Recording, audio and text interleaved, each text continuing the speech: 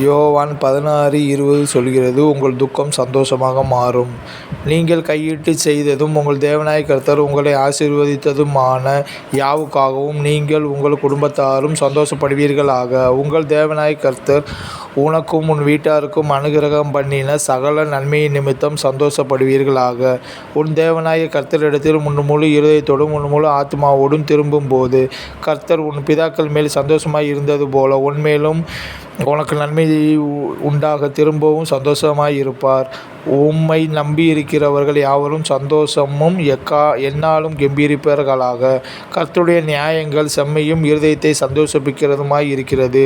எனக்கு நேரிட்ட ஆபத்துக்காக சந்தோஷமாயிருக்கிறவர்கள் ஏகமாய் வெட்கி, ஞானி எனக்கு விரோதமாய் பெருமை பாராட்டுகிறவர்கள் வெட்கத்தாலும் லജ്ജையாலும் மூடப்படக் கடவார்கள். மலடியை சந்தோஷமான பிள்ளை தாய்ச்சியாக்கி வீட்டிலே குடியிருக்க பண்ணுகிறீர். அல்லேலூயா. இப்பேற்பட்ட தேவன் எனக்கு மகிழ்ச்சியாக்கினபடியால் தேவனுக்கே மகிமை உண்டாவதாக. ஆமென்.